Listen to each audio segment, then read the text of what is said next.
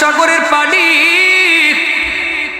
সব কিছু যখন ডুবায় দিল, আমার দুইটা কলিজার টুকরা মেয়ে, ছোট্ট দুইটা কলিজার টুকরা মেয়েকে দুই হাতের মধ্যে লইয়া যখন আমি খাটের উপরে উঠলাম, চোখের উপরে উইটা যখন দুইটা বাচ্চারে নিয়ে বসে রইছি, পানি উঠতেছে উঠতেছে, চকিটাও ডুইবা যাইতেছে। তাড়াতাড়ি করে চাঙ্গের মধ্যে উঠলাম, তারপরে দেখি চাঙ্গেও বাঁচা সম্ভব না, পানি তো আরো বাড়তেছে। সাথে সাথে আমার ঘরের টিনের চালের মধ্যে উইটা পা নিয়ে দাঁড়ায় থাকলাম। পানি তো তখনও উঠতেছে, তখনও বাড়তেছে, আমার বুক পর্যন্ত পানি। আমার এক হাতে একটা সন্তান, আর এক হাতে আমার আরেকটা সন্তান। চোখের সামনে আমার বউ বাসা গেল। বউটা শুধু ডাইকা ডেকে কইছিল, স্বামী একটু সাহায্য করো, কিন্তু আমি দেখছি সাহায্য করতে গেলে আমি নিজেও মরব। চোখের সামনে বউ ভাইসা গেল পানিতে, একটু তার প্রতি তারে আমি সাহায্য করতে পারলাম না। আমার দুইটা অবুঝ শিশু বাচ্চা, দুইটা মেয়ে আমার কলিজার টুকরা, আমাকে গলা জড়ায় কয়, আব্বু আমাদেরকে তুমি ছাইরো না গো, আব্বু আমাদেরকে তুমি ছাইরো না, আমরা কিন্তু বাঁচতে পারবো না। আমি তো কুলের মধ্যে নিয়ে এইরকম রইছি, পানিটা বাড়তেছে বাড়তেছে, একটা পর্যায়ে বেড়ে বেড়ে আমার গলা পর্যন্ত পানি। এখন তো আমি পা আর টিনের চালে রাখতে পারলাম না, পাটা চাল থেকে উঠে গেল। এখন তো আমিও এরকম পানির মধ্যে সাঁতরাইতেছি। দুটা বাচ্চা আমাকে দুই দিকে ধরে রাখছি। কিছুক্ষণ হাবুডুবু খাওয়ার পর আমি বুঝতে পারলাম বাচ্চা নিয়ে আমি নিজে বাঁচতে পারবো না।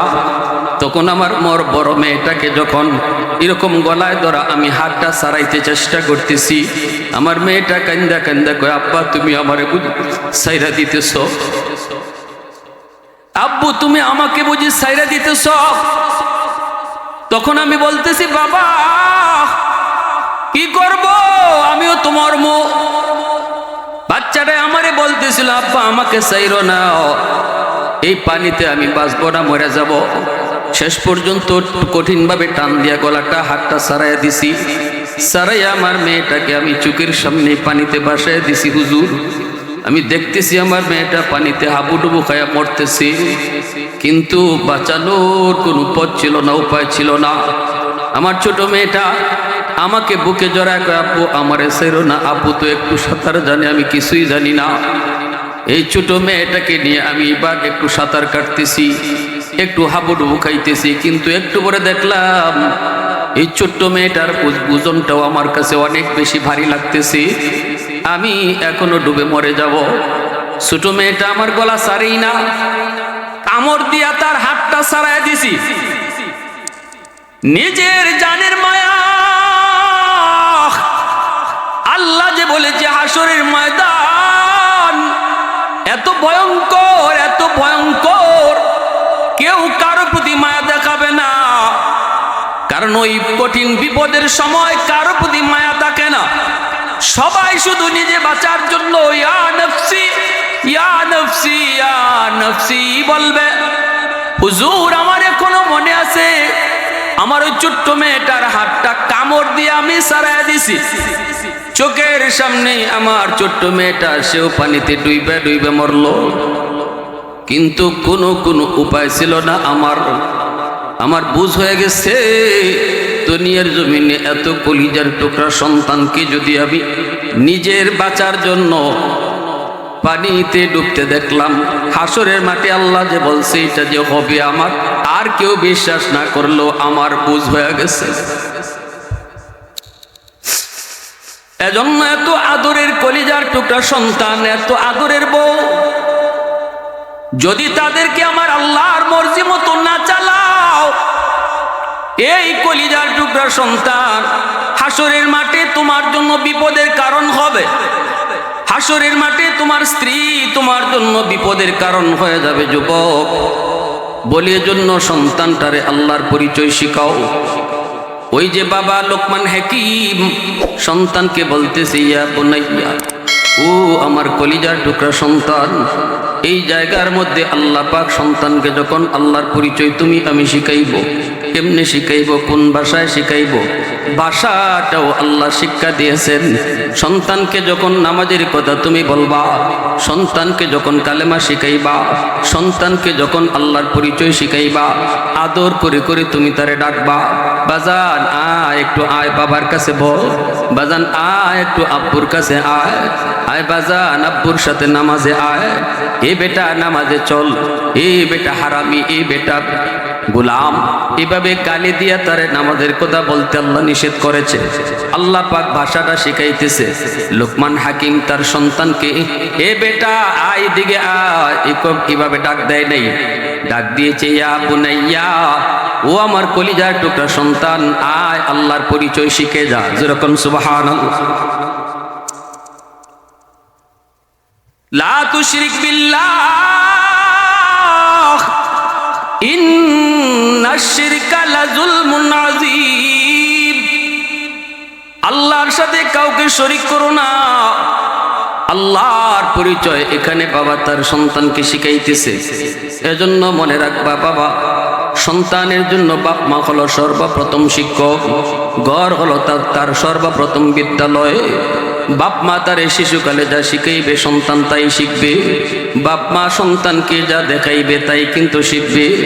ঘরটাকে নামাজের ঘর বানাও, ঘরটাকে ধর্মীয় শিক্ষার ঘর বানাও, প্রতিটা ঘরকে মক্তব বানায় নাও। এই ঘরের মধ্যে কোরআন তেলাওয়াতের আওয়াজ চালু করো। সন্তান যদি ভুল করে ভুলটা শিখাও। খানা খাইতে বসলে পরে ডান হাতে খানা খাইতে হয়, সন্তানরে বাবায় শিখাও। খানা খাইতে বসলে পরে বিসমিল্লাহ বলতে হয় বাবা মা তারে সন্তানরে শিখাও। ঠিক কিনা? কোন কোন জিনিস গুনাহ,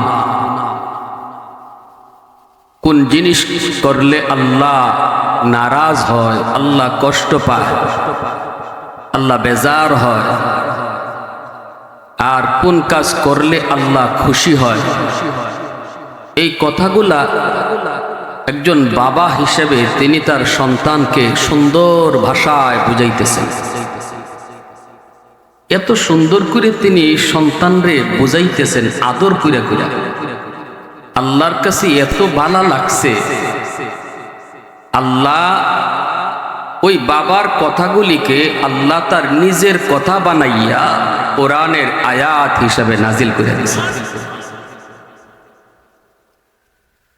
তাহলে এই বিষয়টা আল্লাহর কাছে কত ভালো লাগছে, আল্লাহর কাছে কত খুশির বিষয় যে বাবা তার সন্তানকে যখন আল্লাহর পরিচয় শেখায়, বাবা যখন সন্তানকে গুনাহ শেখায় যে বাবা এটা গুনাহ, এটা করলে আল্লাহ নারাজ হয়, এটা করলে আল্লাহ বেজার হয়, এই কাজ করলে আল্লাহ জাহান্নামও দিব, এই কাজ করলে দুজকে যাওয়ান লাগবো, এরপরে এটা করলে আল্লাহ খুশি হয়, এবার চললে আল্লাহ জান্নাত দেয়। তখন বাচ্চা কইব আব্বা জান্নাত কিতা, বাচ্চায় কইব আব্বা জাহান্নাম কিতা।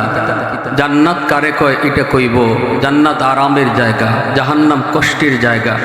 এই কথাগুলা যখন একজন মা একজন বাবা ছোট ছোট বাচ্চাগুলারে ঘরের মধ্যে বুঝাইব, আলোচনা করব, এটা আল্লাহর কাছে এত ভালো লাগে, আল্লাহর কাছে এত ভালো লাগে, আল্লাহ এমন খুশি হইছে, এটার নজির হইল যে আল্লাহ ওই বাপের কথারে আল্লাহ তার কথা বানায় নিছে।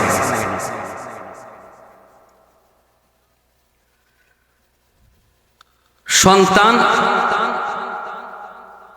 মা বাবার কাছে বহুত বড় একটা আমানত। সন্তানের মালিক বাপ মা না, সন্তানের মালিক কেডা? মালিক আল্লাহ। আল্লাহ আল্লাহর ওই জিনিসটারে বাপ মার কাছে কিছুদিন আমানত রাখছে, আর কইছে যে তুমি আমানতদারি রক্ষা কইরা চালাইও। আমানতদারি রক্ষা হয় কেমনে? যে জিনিস যার কাছে আমানত থাকে, এই আমানতের জিনিসের মধ্যে নিজের ইচ্ছায় এটা ব্যবহার করা যায় না। কেউ যদি নিজের ইচ্ছায় আমানতে কোনো কাজ করে, তাহলে এর মধ্যে আমানতে খিয়ানত হয়। আমরা খিয়ানত তো বুঝি না, এটা তো সহজ কথা যে এ আমানতে খিয়ানত করে, তার মানে আমানতদারি রক্ষা করে। সন্তান আল্লাহর পক্ষ থেকে বাপ মার কাছে বহুত বড় একটা আমানত। আমানতের বস্তু ব্যবহার করার তরিকা কি, নিয়ম কি? নিয়ম হলো যিনি আমানত রাখছে তার মর্জি মতো ব্যয় করণ লাগে। আপনার কাছে একজনে যদি 1 লক্ষ টাকা আমানত রাখে, তখন এই 1 লক্ষ টাকা আপনি আপনার মতো এটারে খরচ করতে পারতায় না। যদি করেন তাইলে খেয়ানত হইব। আমানতদারি হইল যে রাখছে হেরে জিগানি ও এটা কিতা করতাম, তখন যদি হে কয় 1 লাখ থেকে 10,000 দিয়ে অমুকরি, 10,000 দিয়ে অমুকরি, 10,000 দিয়ে অমুকরি, 10,000 অমুকরি, এইভাবে হে যেবাই কইছে এইভাবে মানুষগুলারে দিয়া দিলে আমানতদারি রক্ষা হয়। আর যদি এখানেও একটা টাকাও আমি আমার ইচ্ছায় কেউরে দেয়ালাই তাইলেই আমানতে খেয়ানত হয়। আমানতে কি হয়? খেয়ানতকারী বহুত বড় কবিরা গুনাহ করে যে খেয়ানত করে। নবীজি বলেন যার মধ্যে আমানতদারি নাই এর ইমানই নাই। লা ঈমানা লিমাল্লা আমানাতালা, এই কথাটা আল্লাহ নবী 3 বার কইছেন। লা ঈমানা লিমাল্লা আমানাতালা, লা ঈমানা লিমাল্লা আমানাতালা। আমানতদারি নাই, ইমান নাই। আমানতদারি নাই, ইমান নাই। আমানতদারি নাই, ইমান নাই। তোমার কাছে মসজিদের ক্যাশ আমানত, যদি খেয়ানত করো রাসূলের ভাষায় ইমান নাই। এর অর্থ হইল এভাবে খেয়ানত করতে করতে মরণের সময় বেঈমান হয়ে মরব, ইমান সাথে যেত না। সন্তান বাপ মার কাছে আল্লাহর পক্ষ থেকে আমানত। এর অর্থ হইল এই সন্তান কিভাবে বড় হইব, এই সন্তানরে আমি কেমনে ফালতাম, সন্তানরে আমি কিতা শিখাইতাম, সন্তানরে আমি কি খাওয়াইতাম, এই সব কিছু বিষয় আমার কোনো সিদ্ধান্ত চলতো না। যদি আমার সিদ্ধান্ত চালাই তাহলে খেয়ানত হইব, কারণ এই সন্তানের মালিক কিনা আমি না। মালিক কেডা? আল্লাহ। আল্লাহ যেভাবে কইব এইভাবেই সন্তানরে পালন লাগবো। যদি কোনো বাবা আল্লাহ যেভাবে কইছে এইভাবে সন্তানরে পালে তাহলে আমানতদারি রক্ষা হইব। কিয়ামতের ময়দানে এই সন্তান আল্লাহর দরবারে বাপমার বিরুদ্ধে মামলা দিতে পারতো না, অভিযোগ দিতে পারতো না। এই কথা কইতো না, আল্লাহ আমারে যে তুমি আমার বাপমার কাছে আমানত দিসলা, আমার বাপরে জিগাও চাই আমারে কিতা শিখাইছে, আমারে কি পড়াইছে, আমারে কি দেখাইছে, আমারে কিতা বুঝাইছে। তুমি যেভাবে কইসলা এবার আমারে বড় করছিনি, একটু জিগাও। যার কারণে আজকে আমি বেনামাজি হইছি, যার কারণে আজকে আমি সুদ করেছি, যার কারণে আজকে আমি ঘুষ করেছি, যার কারণে আমি আজকে নেশা করেছি, যার কারণে আজকে আমি গাঞ্জা করেছি, আমার বাপের কারণে, আমার মার কারণে। এরা তুমি যেভাবে কইসলা এবার আমারে বড় করছে না, অতএব আমার দোষ নাই, আমার বাপ মার দোষ। এবার সেম এইভাবে আল্লাহ কোরআনের মধ্যে কইছে, রব্বানা আতিহিম দিফাইনি মিনাল আযাব ওয়ালআনহুম লানান কাবীরা। পবিত্র কুরআনুল কারীমের ভিতরে সন্তান কি অভিযোগটা করবে আল্লাহর কাছে? আল্লাহ বলেছেন, সন্তান বলবে আল্লাহ আমার মা বাবাকে তুমি ডাকো, কেন আজকে আমি জাহান্নামী হলাম, কেন আজ আমি দুজকি হলাম? এর জন্য আমার মা দায়ী, আমার বাবা দায়ী, এর জন্য আমার দাদা দায়ী, এর জন্য আমার বড় ভাই দায়ী, এর জন্য আমার নেতা দায়ী। আল্লাহ তারা আমাকে ভালো কিছু দেখায় নাই, ভালো কিছু শোনায় নাই, আখিরাতের ফিকির আমার কলিজায় দেয় নাই। এ জীবন জীবন নয়, মরণের পরের জীবনটাই হলো আসল জীবন। এ জীবনের সব কাজের হিসাব আল্লাহর দরবারে দিতে হবে। এই বুঝটা আমার কলিজায় তারা দেয় নাই, তারাও দেয় নাই। এমন একটা প্রতিষ্ঠানে আমার পড়ালেখা করাইছি, যেই প্রতিষ্ঠানে গেলে পরেও তারা আমাকে এটা শিখায় নাই। আমাকে দুনিয়া শিখাইছে, আগডুম বাগডুম গোড়াডুম কত গান শিখাইল, কত কবিতা শিখাইল, কিন্তু মালিক আখিরাতের কথা তারা আমাকে বুঝায় নাই, শিখায় নাই। কেন আমার মা, কেন আমার বাবা এমন ভুল করলো, যেই ভুলের কারণে আজ আমি জাহান্নামে হলাম, দুজকি হলাম। আমার মারে ডাকো, বাবারে ডাকো, এর জন্য আমার মা দায়ী, বাবা দায়ী। আমাকে আজ জাহান্নামের ভিতরে যেই পরিমাণ শাস্তি তুমি দিবা গো মালিক, আমার বাপ মারে আমার চেয়ে ডাবল শাস্তি দাও। নাউজুবিল্লাহ, জোরে কর। যেই কলিজার টুকরা সন্তান, যেই আদরের সন্তানের জন্য নিজের শরীরে রক্ত পানি করো যুবক, যেই কলিজার টুকরা সন্তানের জন্য এত কুরবানি, এত কষ্ট, একটা বাবা নিজে একা চলতে এত কষ্ট করতে হয় না, সারাদিন হাওরে বন্দরে তাইকা কষ্ট করতে হয় না, একজন মানুষ চলতে এত টাকা লাগে না, এত কষ্ট করা লাগে না, নিজের একা যান যে কোনো জায়গায় পড়ে থাকলেও চলা যায়। কিন্তু এত কষ্ট যেই বাবা করলো সন্তানের জন্য, যেই বাবা এত কষ্ট করলো সংসারের জন্য, ওই বাবা যদি আল্লাহর মর্জি মতো সন্তানকে বড় না করে, আল্লাহর মর্জি মতো সন্তানকে আল্লাহর পরিচয় না শিখায়, এই সন্তানই কিয়ামতের ময়দানে বাপ মারে বাদী হইয়া আল্লাহর আদালতে আসামি বানায় দিব। সেই দিন চোখের পানির বদলে রক্ত ঝরবে রে যুবক। সন্তানের কাছে বাবা কত হাত জোর করে অনুরোধ করবে, বাবা তুই একটু মামলাটা উঠা, বাবারে বুঝি নাই এজন্য মামলাটা একটু উঠা, তোর মামলার কারণে আব্বা আটকা পড়ে গেছি। বিন্দু পরিমাণ সন্তানে মায়া দেখাইতো না, কারণ কিয়ামতের ময়দান মায়া দেখাইবার জায়গা নয়, কিয়ামতের ময়দান হলো নিজে বাঁচার জায়গা। সবাই শুধু নিজে বাঁচার ফিকির করবে।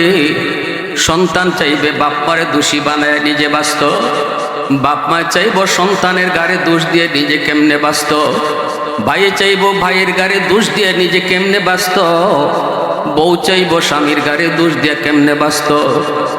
এই দুনিয়ায় যেই সমস্ত স্বামীরা বিবিকে পর্দার ভিতরে রাখো নাই রে যুবক, কিয়ামতের ময়দানে বেপর্দা নারী আল্লাহর আদালতে স্বামীর বিরুদ্ধে মামলা দিব। আল্লাহ আমি তো স্বামীর আন্ডারে ছিলাম, আমার স্বামী আমারে পর্দার ভিতরে রাখে নাই, পর্দার ভিতরে থাকার ব্যবস্থা করে দেয় নাই। আল্লাহ আমার যত দোষের চেয়ে আমার স্বামীর ডাবল দোষ, ডাবল দোষ। এইভাবে আদরের বিবি, যেই বিবি দুনিয়াতে তোমার এত আদর, এত মায়ার, এত মায়ার, এত কলিজার টুকরা, যেই বিবিরে তুমি ঈদে ঈদে শাড়ি কিনে দাও, যেই বিবিরে তুমি যা চাইলে তুমি তাই এনে দাও, এই বিবিটারও যদি আল্লাহর মর্জি মতো না চালাও, এই বিবিটা যদি তোমার কারণে জাহান্নামী হয়, কিয়ামতের ময়দানে এই আদরের বউও তোমাকে আসামি বানায় দিব। ইয়াউমা ইয়াফিরুল মারউ মিন আখিহি ওয়া উম্মিহি ওয়া আবিহি ওয়া সাহিবাতিহি ওয়া বানিহি লিকুল্লি ইমরিইম মিনহুম ইয়াউমাইযিন শা'নুন ইউগনিহি উজুহুন ইয়াউমাইযিন মুসফিরা দাহিকাতুম মুস্তাবশিরা ওয়া উজুহুন ইয়াউমাইযিন আলাইহা গাবারা তারহাকুহা কাতারা উলাইকা হুমুল কাফারাতুল ফাজারা। আল্লাহ পাক এই আয়াতের ভিতরে পরিষ্কার বলে দিয়েছেন, কেউ কারো জন্য হাসরের মাঠে আপন হবে না, ভাই ভাইয়ের জন্য আপন হবে না, ভাই বোনের জন্য আপন হবে না, স্ত্রী স্বামীর জন্য আপন হবে না, স্বামী ও স্ত্রীর জন্য আপন হবে না। ওই যে বরিশালে একবার সিডর হয়েছিল, বাইরে এরকম একটা বয়ান করার সময় এরকম একজন সিডরে ভুক্তভোগী একজন মানুষ মাহফিলের মধ্যেই উইটে চিৎকার দিয়ে উঠছি, বেহুশ হয়ে গেছি। এই লোকটা ছিল গাজীপুরের একটা মাহফিলে। বাইরে যুবক লোকটায় তখন কান্দে আর এই কথাই কইছিল, হাসরের মাঠে কেউ যে কারো আপন হবে না। এই কথাটা কেউ না বুঝলো, আমি দুনিয়াতেই বুঝছি। কেমনে বুঝছ, কেমনে বুঝছ? কয় বরিশালে যখন সিডর হয়, বঙ্গোপসাগরের পানি সব কিছু যখন ডুবাই দিল, আমার দুইটা কলিজার টুকরা মেয়ে, ছোট্ট দুইটা কলিজার টুকরা মেয়েকে দুই হাতের মধ্যে লইয়া যখন আমি খাটের উপরে উঠলাম, চোখের উপরে ওইটা যখন দুইটা বাচ্চারে নিয়ে বইসা রইছি, পানি উঠতেছে উঠতেছে, চকিটাও ডুইবা যাইতেছে। তাড়াতাড়ি করে চাঙ্গের মধ্যে উঠলাম, তারপরে দেখি চাঙ্গেও বাঁচা সম্ভব না, পানি তো আরো বাড়তেছে। সাথে সাথে আমার ঘরে টিনের চালের মধ্যে ওইটা পা নিয়ে দাঁড়ায় থাকলাম। পানি তো তখনও উঠতেছে, তখনও বাড়তেছে, আমার বুক পর্যন্ত পানি। আমার এক হাতে একটা সন্তান, আর এক হাতে আমার আরেকটা সন্তান। চোখের সামনে আমার বউ বাস্যা বাস্যা গেল। বউটা শুধু ডাইকা ডেকে কইছিল, স্বামী একটু সাহায্য করো। কিন্তু আমি দেখছি সাহায্য করতে গেলে আমি নিজেও মরব। চোখের সামনে বউ ভাইসা গেল পানিতে, একটু তার প্রতি তারে আমি সাহায্য করতে পারলাম না। আমার দুইটা অবুঝ শিশু বাচ্চা, দুইটা মেয়ে আমার কলিজার টুকরা, আমাকে গলা জড়ায় কয়, আব্বু আমাদেরকে তুমি চাইরো না গো, আব্বু আমাদেরকে তুমি চাইরো না, আমরা কিন্তু বাঁচতে পারবো না। আমি তো কুলের মধ্যে নিয়ে এইরকম রইছি, পানিটা বাড়তেছে বাড়তেছে, একটা পর্যায়ে বেড়ে বেড়ে আমার গলা পর্যন্ত পানি। এখন তো আমি পা আর টিনের চালে রাখতে পারলাম না, পাটা চাল থেকে উঠে গেল। এখন তো আমিও এরকম পানির মধ্যে সাঁতরাইতেছি। দুটা বাচ্চা আমাকে দুই দিকে ধরে রাখছি। কিছুক্ষণ হাবুডুবু খাওয়ার পর আমি বুঝতে পারলাম বাচ্চা নিয়ে আমি নিজে বাঁচতে পারবো না। তখন আমার মোর বড় মেয়েটাকে যখন এরকম গলায় ধরা আমি হাতটা সারাইতে চেষ্টা করতেছি, আমার মেয়েটা কান্দা কান্দা কয়, আব্বা তুমি আমারে সাইরা দিতেছ, আব্বু তুমি আমাকে বুঝি সাইরা দিতেছ। তখন আমি বলতেছি, বাবা কি করব, আমিও তোমার মুখ। বাচ্চাটা আমারে বলতেছিল, আব্বা আমাকে চাইরো না, এই পানিতে আমি বাঁচবো না, মরে যাব। শেষ পর্যন্ত কঠিনভাবে টান দিয়া গলাটা হাতটা সারাইয়া দিছি। সারাইয়া আমার মেয়েটাকে আমি চোখের সামনে পানিতে ভাসাইয়া দিছি। হুজুর আমি দেখতেছি আমার মেয়েটা পানিতে হাবুডুবু খায়া মরতেছে, কিন্তু বাঁচানোর কোনো পথ ছিল না, উপায় ছিল না। আমার ছোট মেয়েটা আমাকে বুকে জড়ায় কয়, আব্বু আমারে ছেড়ো না, আব্বু তো একটু সাঁতার জানে, আমি কিছুই জানি না। এই ছোট মেয়েটাকে নিয়ে আমি এবার একটু সাঁতার কাটতেছি, একটু হাবুডুবু খাইতেছি, কিন্তু একটু পরে দেখলাম এই ছোট্ট মেয়েটার ওজনটাও আমার কাছে অনেক বেশি ভারী লাগতেছে, আমি এখনো ডুবে মরে যাব। ছোট মেয়েটা আমার গলা ছাড়েই না, কামড় দিয়া তার হাতটা ছাড়াই দিছি। নিজের জানের মায়া, আল্লাহ যে বলেছে হাসরের ময়দান এত ভয়ঙ্কর, এত ভয়ঙ্কর, কেউ কারো প্রতি মায়া দেখাবে না, কারণ ওই কঠিন বিপদের সময় কারো প্রতি মায়া থাকে না। সবাই শুধু নিজে বাঁচার জন্য ইয়া নফসি ইয়া নফসি ইয়া নফসি বলবে। হুজুর আমার এখনো মনে আছে, আমার ওই ছোট্ট মেয়েটার হাতটা কামড় দিয়ে আমি সারাই দিছি। চোখের সামনে আমার ছোট্ট মেয়েটা, সেও পানিতে ডুইবে ডুইবে মরলো, কিন্তু কোনো উপায় ছিল না। আমার বুঝ হয়ে গেছে, দুনিয়ার জমিনে এত কলিজার টুকরা সন্তানকে যদি আমি নিজের বাঁচার জন্য পানিতে ডুবতে দেখলাম, হাসরের মাঠে আল্লাহ যে বলছে এটা যে হবে আমার, আর কেউ বিশ্বাস না করলেও আমার বুঝ হয়ে গেছে। এজন্য এত আদরের কলিজার টুকরা সন্তান, এত আদরের বউ, যদি তাদেরকে আমার আল্লাহর মর্জি মতো না চালাও, এই কলিজার টুকরা সন্তান হাসরের মাঠে তোমার জন্য বিপদের কারণ হবে। হাসরের মাঠে তোমার স্ত্রী তোমার জন্য বিপদের কারণ হয়ে যাবে। যুবক বলি, এজন্য সন্তানটারে আল্লাহর পরিচয় শিখাও।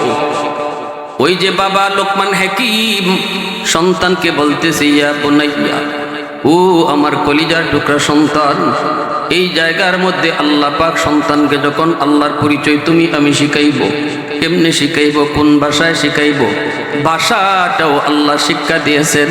সন্তানকে যখন নামাজের কথা তুমি বলবা, সন্তানকে যখন কালেমা শিখাইবা, সন্তানকে যখন আল্লাহর পরিচয় শিখাইবা, আদর করে করে তুমি তারে ডাকবা, বাজান আয় একটু আয় বাবার কাছে বল, বাজান আয় একটু আব্বুর কাছে আয়, আয় বাজান আব্বুর সাথে নামাজে আয়, এ বেটা নামাজে চল, এ বেটা হারামি, এ বেটা গোলাম, এভাবে গালি দিয়া তারে নামাজের কথা বলতে আল্লাহ নিষেধ করেছে। আল্লাহ পাক ভাষাটা শিখাইতেছে। লোকমান হাকিম তার সন্তানকে এ বেটা আয় দিকে আয় কিভাবে ডাক দেয় নাই, ডাক দিয়েছে ইয়া বুনাইয়া, ও আমার কলিজার টুকরা সন্তান আয় আল্লাহর পরিচয় শিখে যা। যেরকম সুবহানাল্লাহ। লা তুশরিক বিল্লাহ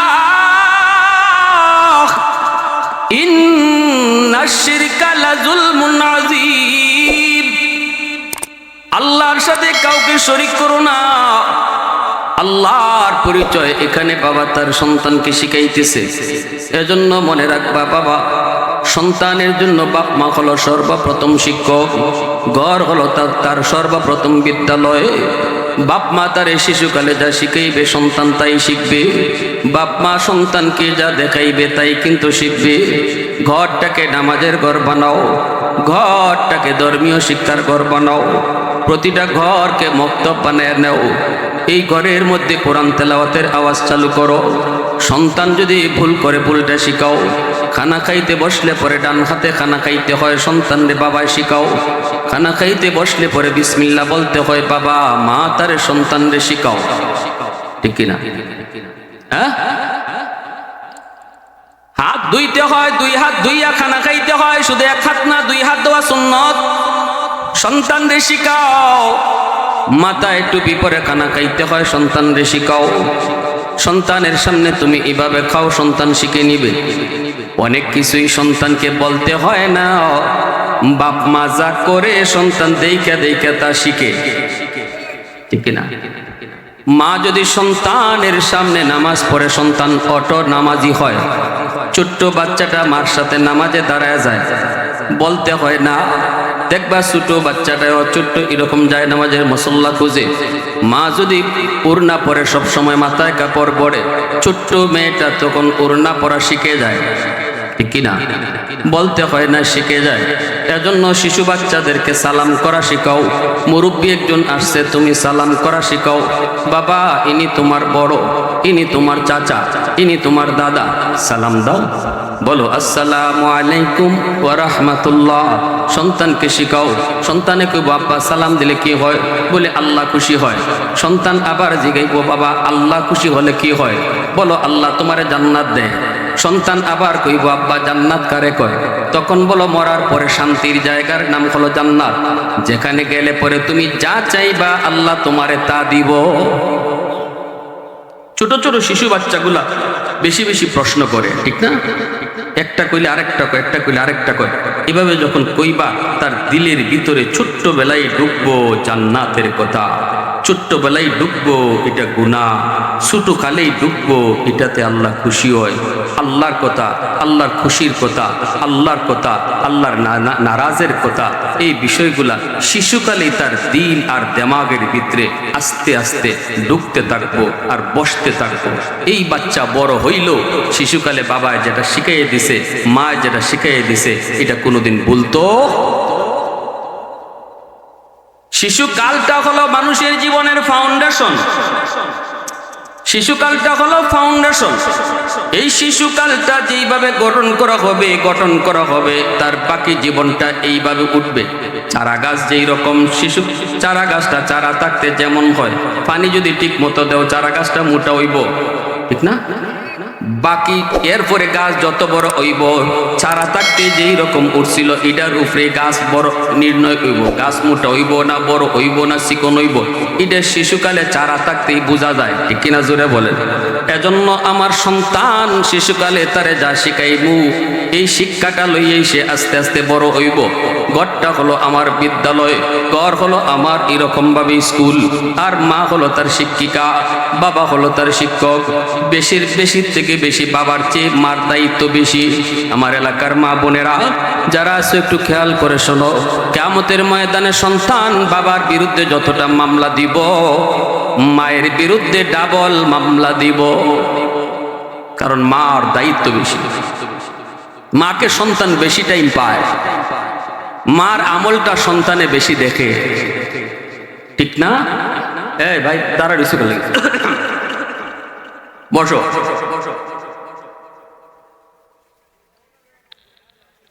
লা ইলাহা ইল্লাল্লাহ জোরে।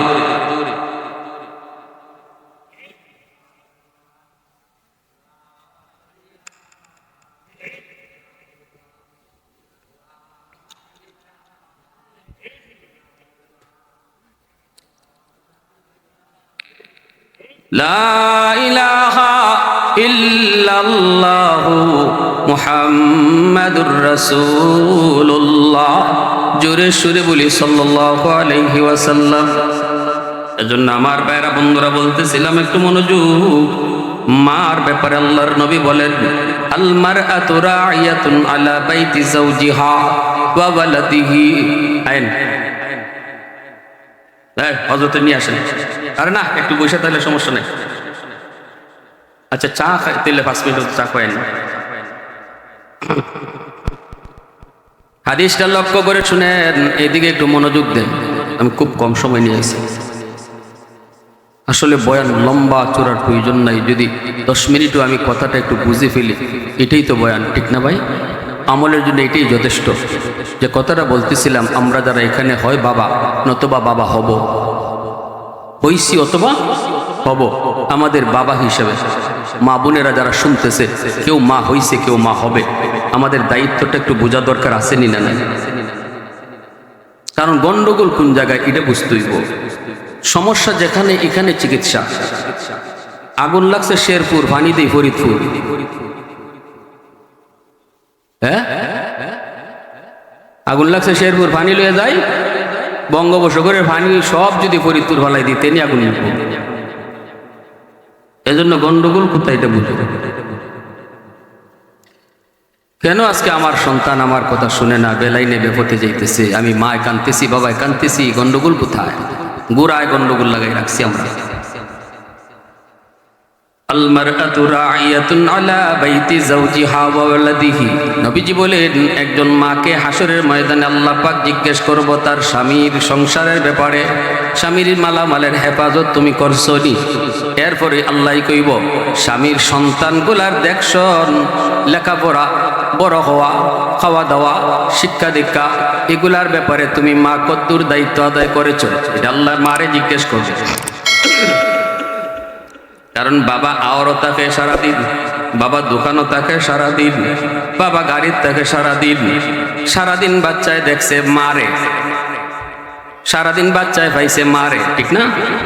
মা কি করছে এটা সন্তানে বেশি দেখছে।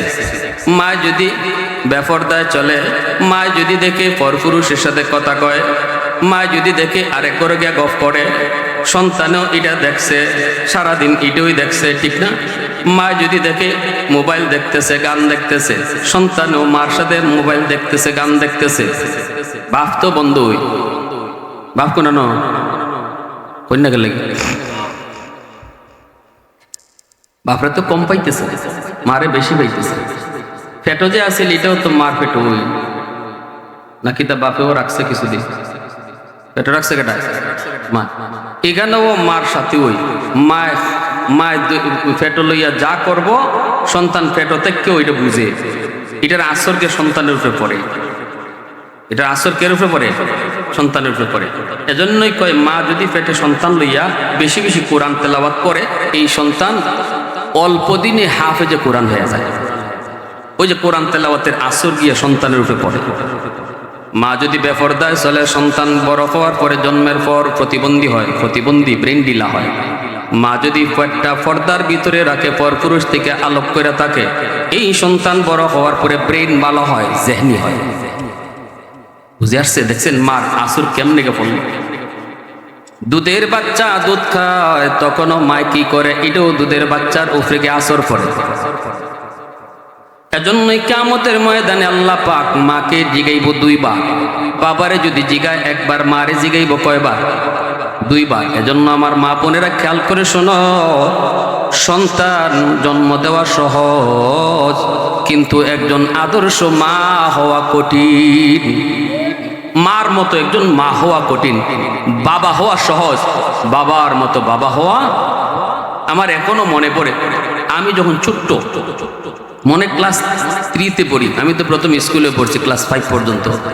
তো যখন 2 না 3-তে পড়ি, তখন আব্বার কাছে আব্বার একজন বন্ধু আসছে। ওই শিশুকালে কথাটা আমার মনে রয়েছে, মনে থাকার কথা। তখন আমি পাশের রুম থেকে আব্বার কাছে আসছি। শিশু বাচ্চারা দেখবেন না, বাবারে দেখলি বাবার কাছে আইয়ে এমনি এমনি ঘষাঘষি করে, ঠিক না? তো আমি যেমন আব্বার কাছে ঘষাঘষি করতেছি, তো আব্বা আমারে বলতেছেন, আব্বা তুমি এখানে একজন মেহমান, তোমার আব্বার পাশে বসা, আব্বার বয়সে সালাম দিলা না? তখন আমি এখান থেকে বলতেছি আসসালামু আলাইকুম। আব্বা এখন না, হবে না। ঘর থেকে বাইরিয়া আবার ঘরে ঢুকো, আর ঢুকবার সময় আবার সালাম দিয়ে ঢুকবাই। কেমন শিক্ষাটা দিচ্ছেন আমাদের। আমরা হইলে তো মান্য লইতাম, আচ্ছা ফুতে যখন সালাম দিলাইছে আসসালামু আলাইকুম, ঠিক আছে, খুশি হয়ে যেতাম না। কিন্তু আমাকে স্মরণ করে দেওয়ার জন্য সারা জীবনের লাগে যেন আমার এটা মনে থাকে, এজন্য ঘর থেকে বাইর করছেন। বাইর করিয়া কইছেন এখন বাইরিয়া আবার ঘরে ঢুকবার সময় সালাম দিয়ে ঢুকো। এই হলো বাপ মার শিক্ষা। এজন্য বলছি বাবা হওয়া সহজ, কিন্তু বাবার মতো বাবা, আদর্শ বাবা হওয়া কঠিন। মা হওয়াও সহজ, একজন মার মতো মা, আদর্শ মা হওয়া কঠিন। আমি যদি একজন আদর্শ বাবা হই, তবেই তো আমার সন্তান আদর্শ সন্তান হবে। আমি যদি একজন আদর্শ মা হই, তবেই তো আমার সন্তান আদর্শ মা হবে, না?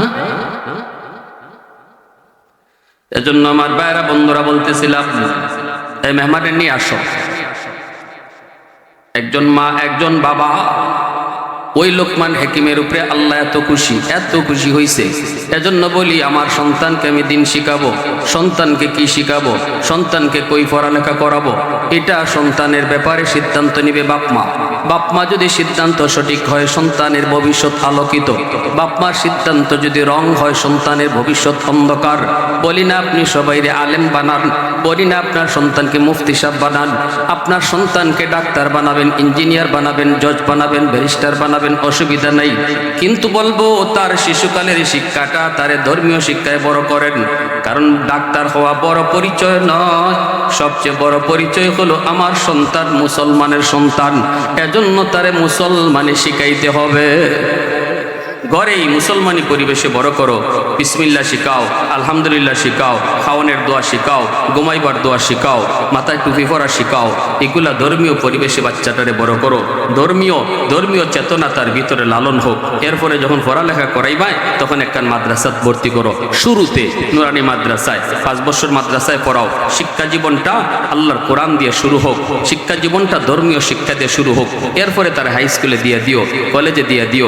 এই 5 বছরে সে আল্লাহর পরিচয় কলজার মধ্যে লইয়া সে হাই স্কুল কলেজে যাবে। বেনামাজি হবে না, আল্লাহর বিরুদ্ধে কথা বলবে না, রসুলের বিরুদ্ধে কথা বলবে না।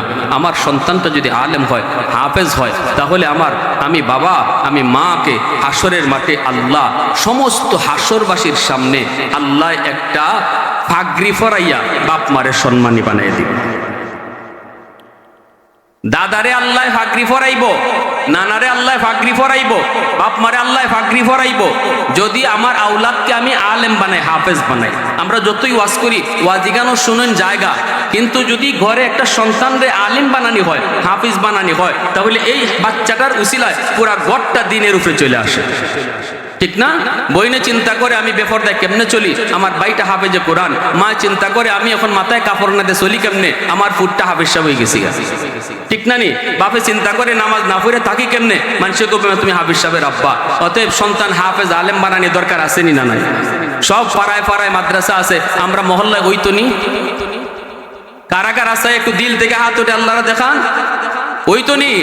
আলহামদুলিল্লাহ আমরা মহল্লার ভিতরে অনেক ওলামায়ে কেরাম আছেন এখন আলহামদুলিল্লাহ সবাই আমরা চাইতেছি একটা এখন আপনাদের সহযোগিতা। যদি আল্লাহর রহমতে আমরা এলাকাতে একখান মাদ্রাসা হয়ে যায় তাহলে আল্লাহর রহমতে আমার সন্তানের